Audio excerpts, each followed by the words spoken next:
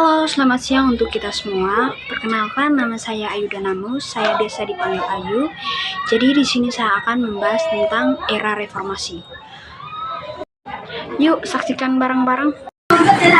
Orde Baru akhirnya jatuh setelah kurang lebih 32 tahun berkuasa di Indonesia.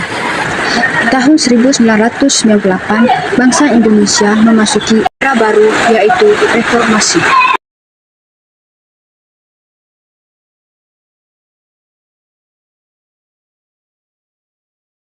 Krisis moneter, politik, hukum, dan kepercayaan.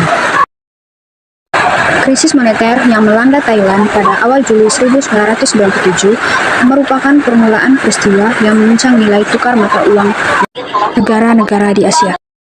Malaysia, Filipina, Korea, dan tidak terkecuali negara kita, Indonesia.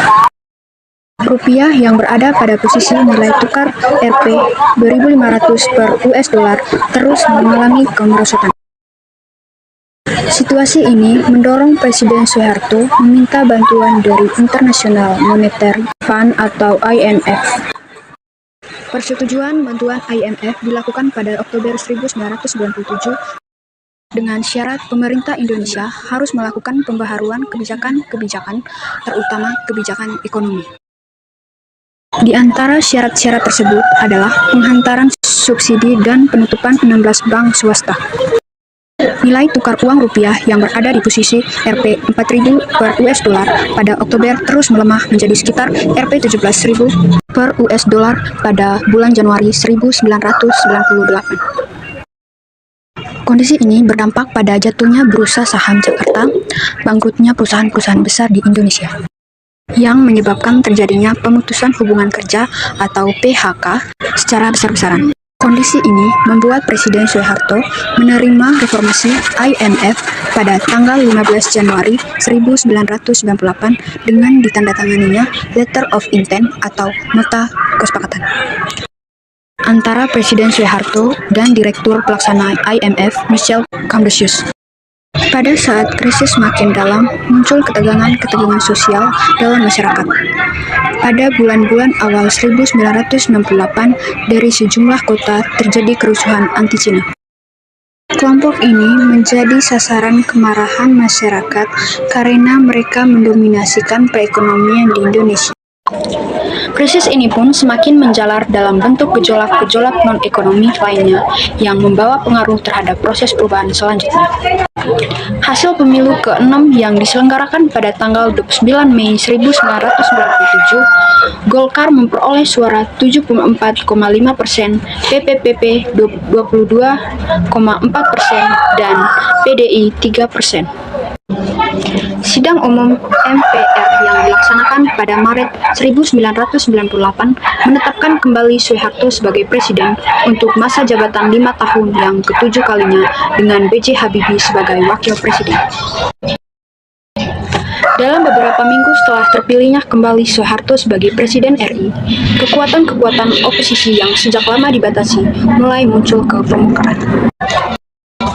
Meningkatnya kesamaan terhadap Presiden Soeharto terus meningkat yang ditandai lahirnya gerakan mahasiswa sejak awal 1998. Gerakan mahasiswa yang mulai mengkristal di kampus-kampus seperti ITB, UI, dan lain-lain semakin meningkat integritasnya sejak terpilihnya Soeharto.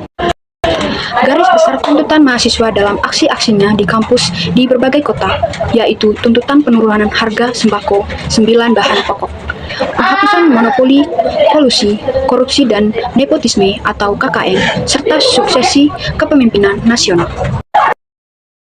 Di tengah maraknya aksi protes mahasiswa dan komponen masyarakat lainnya, pada tanggal 14 Mei 1998, pemerintah mengeluarkan kebijakan menaikkan harga BBM dan tarif dasar listrik. Kebijakan yang diambil pemerintah bertentangan dengan tuntutan yang berkembang di saat itu, sehingga naiknya harga BBM dan tarif dasar listrik semakin memicu gerakan massa. Karena kebijakan tersebut berdampak pula pada naiknya biaya angkutan dan barang kebutuhan lainnya. Dalam kondisi negara yang sedang mengalami krisis, Presiden Soeharto pada 9 Mei 1998 berangkat ke Kairo atau Mesir untuk menghadiri konferensi G15. Di dalam pesawat menjelang keberangkatan, Presiden Soeharto meminta masyarakat tenang dan memahami kenaikan harga BBM.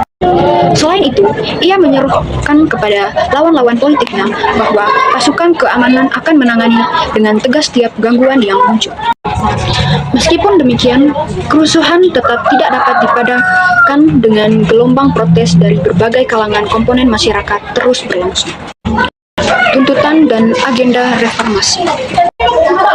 Reformasi adalah gerakan untuk mengubah bentuk atau perilaku suatu tatanan karena tatanan tersebut tidak lagi disukai atau tidak sesuai dengan kebutuhan zaman, baik karena tidak efisien maupun tidak bersih dan tidak demokratis. Kemunculan gerakan reformasi dilatar belakangi terjadinya krisis multidimensi yang dihadapi bangsa Indonesia. Gerakan reformasi tahun 1998 mempunyai 6 agenda. Yang pertama ada suksesi kepemimpinan nasional, yang kedua ada amandemen UUD 1945, ketiga ada pemberantasan KKN, yang keempat ada penghapusan dui fungsi ABRI, yang kelima ada penegakan supremasi hukum, dan yang terakhir ada pelaksanaan otonomi daerah. Dan yang menjadi agenda utama gerakan reformasi adalah turunnya Soeharto dari jabatan presiden. Akhir pemerintahan Orde Baru. Pada tanggal 12 Mei 1998, 4 mahasiswa Universitas Trisakti Jakarta tewas tertembak peluru saat demonstrasi menuntut Soeharto mundur. Mereka adalah Ellen Mulia, Heri Hartanto, Hendriawan Lesmana, dan Hafdini Royan. Mereka tertembak ketika ribuan mahasiswa Trisakti dan lainnya baru memasuki kampusnya setelah melakukan demonstrasi di gedung MPR. Penembakan aparat di Universitas Trisakti itu menyulut demonstrasi yang lebih besar. Pada tanggal 13 Mei 1998 terjadi kerusuhan, pembakaran, dan penjarahan di Jakarta dan Solo. Kondisi ini memaksa Presiden Soeharto mempercepat kepulangannya dari Mesir. Sementara itu, mulai tanggal 14 Mei 1998, demonstrasi mahasiswa semakin meluas. Bahkan, para demonstrasi mulai menduduki gedung-gedung pemerintah di pusat dan daerah. Mahasiswa Jakarta menjadikan gedung DPR atau MPR sebagai pusat gerakan yang relatif aman. Ratusan ribu mahasiswa menduduki gedung rakyat, bahkan mereka menduduki atap gedung tersebut. Mereka berupaya menemui pemimpin MPR atau DPR agar mengambil sikap yang tegas. Akhirnya, tanggal 18 Mei 1998, Ketua MPR atau DPR, Harmoko meminta Soeharto turun dari jabatannya sebagai presiden. Untuk mengatasi keadaan, Presiden Soeharto menjanjikan akan mempercepat pemilu. Hal ini dinyatakan setelah Soeharto mengundang beberapa tokoh masyarakat seperti Nur Cholis, Masjid, dan Abdurrahman Wahid ke Istana Negara pada tanggal 19 Mei 1998. Akan tetapi, upaya ini tidak mendapat sambutan rakyat. Momentum Hari Kebangkitan Nasional 20 Mei 1998 rencananya digunakan oleh para tokoh reformasi untuk mengadakan doa bersama di sekitar Tugu Monas. Akan tetapi, rencana apel dan doa bersama batal karena 80.000 tentara bersiaga di kawasan tersebut.